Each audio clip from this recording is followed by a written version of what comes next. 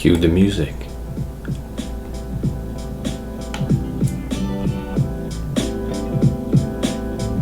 Alright.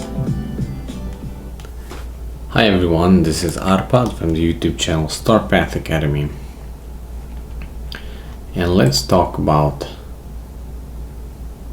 experiencing the collapse of the banking system as we know it. Congratulations if you have made it so far. You now get to be part of American history. We are now experiencing a Lehman moment, such as in 2008, banks are failing again. There's a little bit of difference between insolvency and liquidity crisis, but a liquidity crisis can become an insolvency problem. And in my opinion, that is what's currently happening. So 3 banks have went down in the span of like 5 days, and looks like another one is going to go down. First Republic Bank, at least from what it seems, it has lost more than 60-70% of its value, right? So if you're not familiar with what's happening, let's talk about that a little bit. Some of these banks have invested in assets where they have locked up their liquidity for longer times, right? That was not a problem while the 0% interest rate environment was stagnating, I guess, because nobody wanted a lot of return because the environment was 0%. So you could get away with locking up your assets or your cash, your liquidity into long-term bonds, even real estate and some other investments, as long as you can wait it out,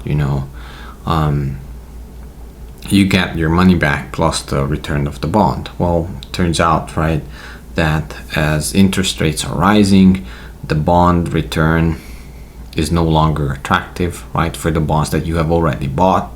Now the same year, the same type of bonds yield much more, so the price of your current bonds have went down, right, because yields rise, price go down, price go up, yields go down. That's how bonds work. So the old bonds that these banks have purchased, usually what you have to do in this case, you have to wait out for them to mature. You get your money back and your measly 1-2% that you have locked in, right? But now your investors, the people who have money in the bank, right, invested with you, they now have better alternatives. Instead of just leaving their cash with you at almost no interest rate, they can also purchase bonds and other stuff. So they can go out and do something, or heaven forbid, just spend the cash, right, on actual assets instead of papers. So that's what's happened. Now they demanding higher interest rates. One thing that they can do is they can sell at a loss. The banks can sell these bonds at a loss to kind of pay out some interest rates. But you can only do that, or you can another strategy is that you can loan against that value, the bonds or the other assets you have. Well, you can only do this so much, because as soon as a bank run starts happening, you no longer have the assets. Your assets are only good on paper if you can wait out until the maturity of the bonds, right? If not, you have to sell it at market price, which is now lower. So basically the environments have shifted, and these banks were set up to be profitable only on the 0% environment, which is no longer there. So these banks really went belly up. That's it. It's as easy as that. Now, these banks were, even though the clients were FDIC insured, so until that only insures until $250,000. The clients of these banks were really investors. I think the average account was like 70 million or something like that, if you take a look at some of these accounts, and who held accounts at Silicon Valley Bank, which was the biggest one out of the three. So that dog won't hunt, right? It doesn't matter if they're insured for 250 or not. And that's it. They just went bankrupt. Now, when I say bankrupt, it's really just a numbers game. There's no such thing as bankruptcy in a bank. You just always look up to your bigger bank and can, get more and more loans. But at some point, you fail because the bigger bank would rather have your assets purchased or let you dry up and not help you, right? And then the government has to pick up the slack in case they want to bail the bank out. And it looks like that's what's happening, because people like Bill Ackman and other, let's not put an adjective,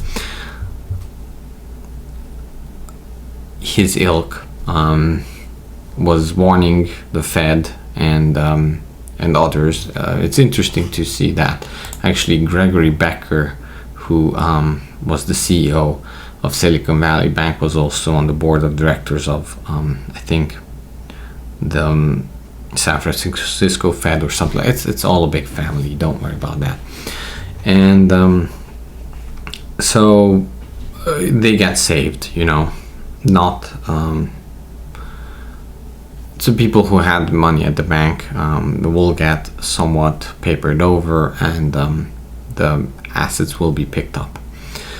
There are other institutions. Right now, I think there's another, basically a window to the Fed for banks where they can get almost unlimited amount of cash for 1 year. But the question is, where is that coming from, right? Well, in the end, we know it's where it's coming from. Cash is cash, currency is currency, but the value that covers that currency is actual purchasing power. So you and I, with the inflation that we're going to eat 6 months to 1 year from now, are paying for this right now in the present. And that's an important thing to take away. So, because they can print as much money as they want to try to hold the contagion, but eventually you and I are picking up the bill. So that's quite important to understand, because right now we're heading into a cash crunch, which basically means that there's going to be a run on cash, right? I'm not giving advice to anyone. I'm not saying what you should not do. But if I would have any money in the bank that would be like significant, I would make sure that I would no longer have that there. Because again, my family's history is that out of the 4 times that my family's wealth was reset, it was 2 times hyperinflation, 1 bank reset, and 1 basically property takeaway during communism. So what you need to think about is that if you're relying on bigger systems to bail you out or kind of pick up the slack for you when your bank is going and making crazy bets on Vogue companies, and lo and behold, they're not making any money to the point where you could keep up a system, what ends up is we get to pick up the bill. So basically, they get to play quote unquote capitalism while the environment is good. but the losses are socialized on us. So while in actual capitalism this should be your loss, your bet, that's it, good night, sayonara, that's it, right? But we get to pick up the slack because contagion, because fears, market, whatever. I'm not saying like it's not true, I'm saying this is what's happening. So I think hopefully that gave you a context. The problem is that if you take a look at other banks as well, the picture is very similar, whether it's First Republic, whether it's Credit Suisse, whether it's JP Morgan, doesn't look that good. BlackRock defaulted on some of its real estate stuff as well not so long ago. Like, these banks have made out and made crazy bets, and now the chickens are coming home to roost, I guess.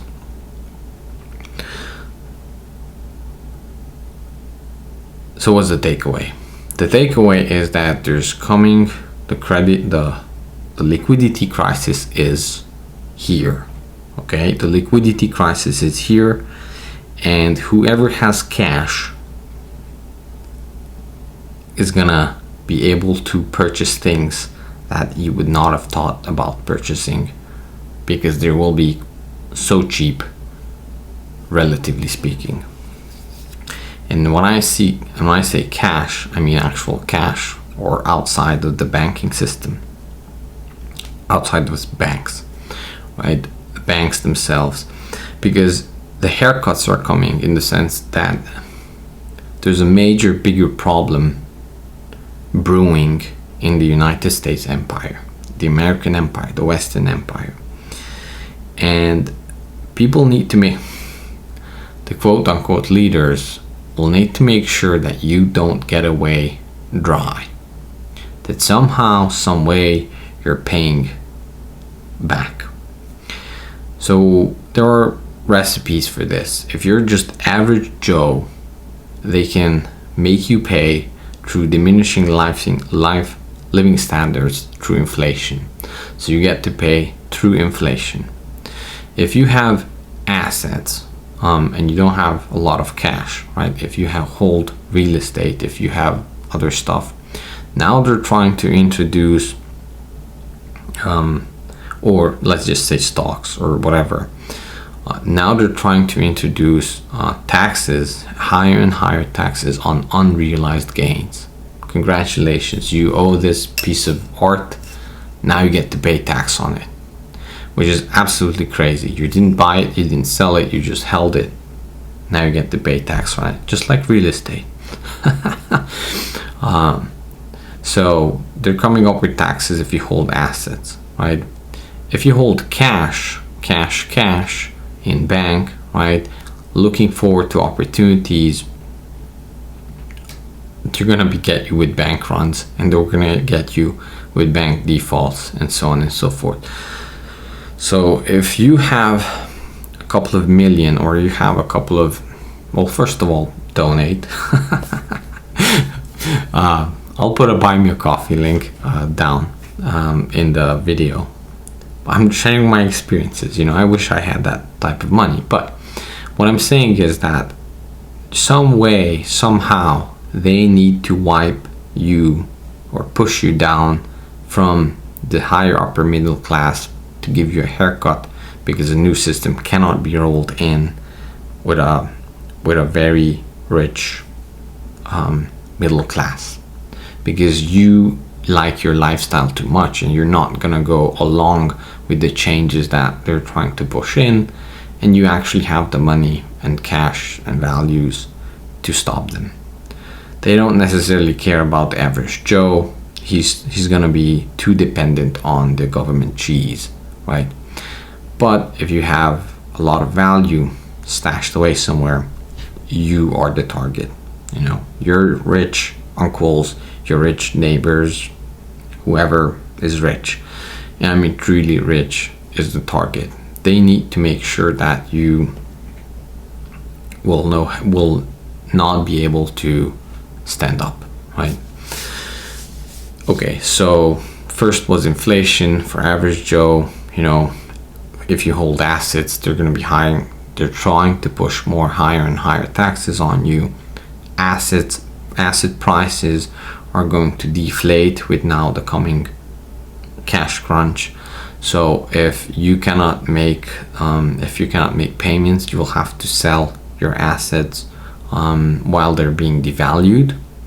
That's why I said, like, have cash and have gold and silver to be able to hold your assets through these periods, right? That's assets. Now the bank runs is the third one, right? The bank runs if you have actual cash. The fourth one is if you actually have cash in the hand, in the sense of printed out paper. They're trying to, well, there's a war on cash, right?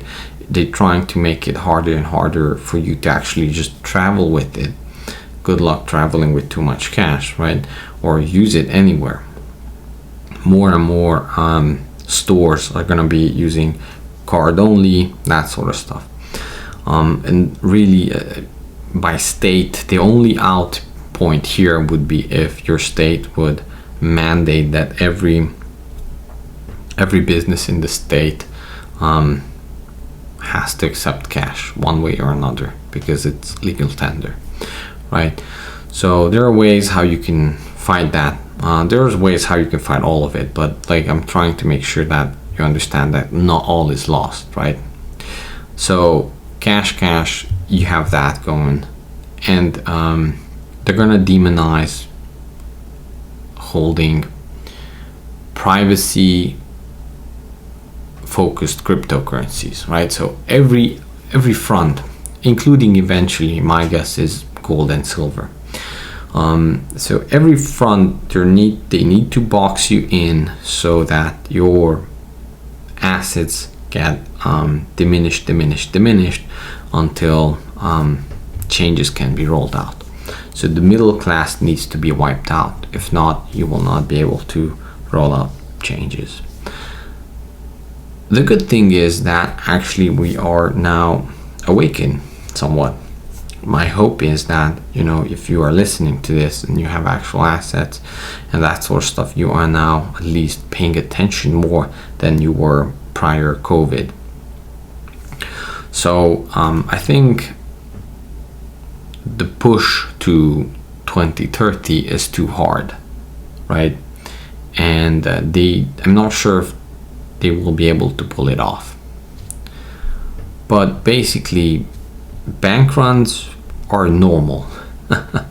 It's just not normal because we have been conditioned to the fact that life is always good, you know. But in my family's history, bank run was a normal thing that, you know, that you're gonna lose everything that's in the bank. You know, I have family members who since the fall of communism never had a bank account, never want to have a bank account, and you know, things like what we're talking about right now doesn't affect them at all. It's not, you know, they live a simple life, you know, and they don't care about it because they learn their lessons, right? Now, for my businesses and my activity, I do need, you know, mechanisms how to collect payments and do other stuff. But never have I, you know, forgotten the lessons of history. Why you should not, you know, think about these institutions that were set up to, you know, transfer money. Don't look at these institutions as they should hold your money, right? That's a totally different thing. Historically, you would not let them hold your money because, at least my parts, Eastern European history, that's a different thing. So look, the whole thing for this channel was to wake you up, you know, to the fact that things like this is going to happen, and it's going to happen more and more often, and you should get to a point where these things don't affect you at all. You need to get to a point where these things don't affect you. It's not easy, of course, you know, because there's always counterparty risk. Like, You are relying on an employer, you're relying on different systems that use these systems, but the idea is to try to have everything as much as independent as possible. And you yourself should accept other forms of payments, like barter, like maybe even crypto, privacy-oriented crypto. Now, does that mean you should invest in crypto? I don't know. But if you want to pay me through crypto, yeah, sure, I'll accept it, no problem. Then I can transfer that into anything I want. I'm not holding crypto, I'm not investing in crypto, but we need to look at other ways of dealing, dealing in gold and silver, dealing with farmers, bartering with them, offering services for services, and so on and so forth.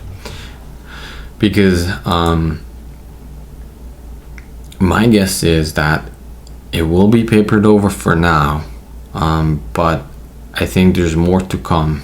And eventually the only thing that they can do to backstop this is to physically mandate the physical stoppage of cash removal from banks.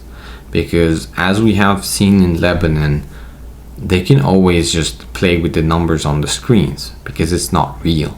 You can push numbers back and forth as to keep the system afloat. They used to have a 10% reserve rate for banks. I don't know what happened with that during COVID. I think they went down to 0. So basically, if you put $100 into the bank, they were mandated to keep at least 10% not invested in crappy assets, right?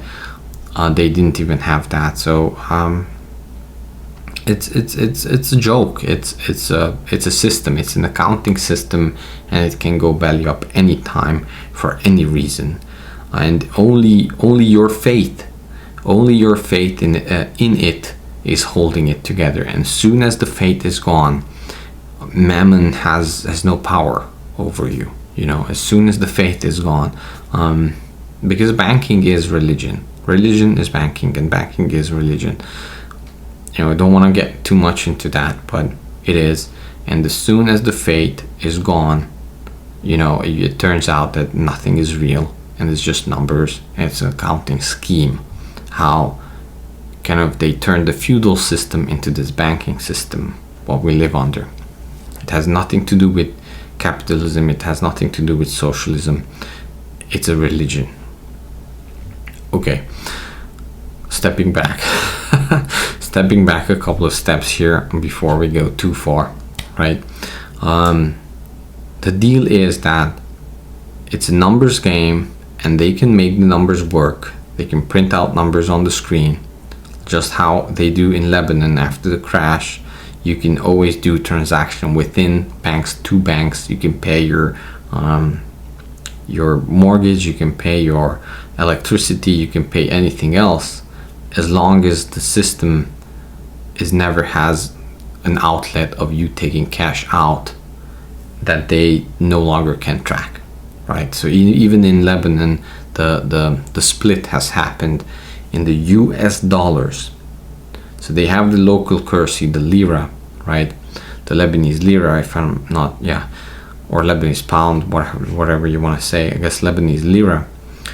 So they have that, but they have always used foreign currency, tourist destinations, so on and so forth. They use the US dollars, right? When the crashes happened, the US dollars that were stuck in the banking system were valued at the old currency rate, so 1 to 10, right, or 1 to 7 against the lira. However, cash outside of the system went up tenfold, because that's free money. That's actually yours. You could do anything with that, right? While the bank was stuck within that range, there were limitations how much you can pull out, what you can buy, what you can do with it. And that's a really good quote-unquote solution if you manage the economic system of the country, because you can keep up the facade of nothing happened, while actually there's a huge currency crunch where people cannot physically pull out money from the system. Everything needs to be tracked, right? So what happens during these times is that the people who actually need money outside of the system, they will be selling everything that they have that is not necessary to sustain life, right? Think about motorcycles, think about rental units, think about cars, think about everything else. That became very, very cheap for people who had money outside of the system, and they can pick those assets up at a bargain. So the grand positive of this is that it doesn't look good, but you can actually make huge opportunities during these times. You know, it could be once in a lifetime opportunity to acquire wealth. The issue is that if this turns really bad, political ramifications happen. Middle class, rich, dumb people get wiped out, and as much as you like them or hate them, they are sort of like the backstop before a political far one side or the other ideology picks up in the country, because their lives is so good that they don't want it. When there's no backstop for that, then political change happens, and no matter how much you made during these times, right, and if you have taken an opportunity to make wealth during the crash crunch time, prior hyperinflation, acquiring assets during this time, then riding the assets waves on hyperinflation. If something like we had, comes up in Romania, dictator gets installed, asset seizures, so on and so forth, you just made, all the gains that you had was for nothing. So you really have to keep out and watch out for extremism in the political sphere, because at that point, just like how the wealthy Romans left Rome prior to collapse, and many people will do the same and leave the country, and there's whether you think about it or not, there's really no way how to stop smart rich people of leaving the country. And for the rest of them, back to square one, and feudalism starts all over again. So watch out for that. Watch out for political stuff, the political speak. Watch out. This is the worst. Whether you think it is good or not, it's a huge sign of taxation on unrealized gains. Because at that point, that means they know that basically they are building defense around the economic system for people not to escape. It essentially turning the economic system into a money prison, right? And if that's there, we all just might as well leave and do something else somewhere else, and do become farmers on a remote island somewhere and restart civilization.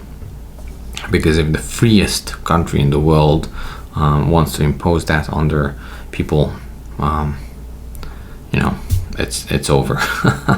so watch out for that, and have diversify geographically. I think that's the lesson now. Don't rely on the system. It will keep on crashing. Can they backstop it for now? Maybe 2 years? Sure. I don't think so. I feel like they're not going to be able to. But whatever they do, now is the time, the last hooray of do everything you have to do and wake up, people. Share the video if you feel like sharing the video, or share other videos that speak about this topic. I think the good thing is that with all the craziness happening, there's a higher chance of people waking up during these times. And be mindful of your neighbors, how they're doing, your family, and care for them and for yourself as much as possible. Whatever happens, keep on doing the push-ups daily. All right, talk to you next time.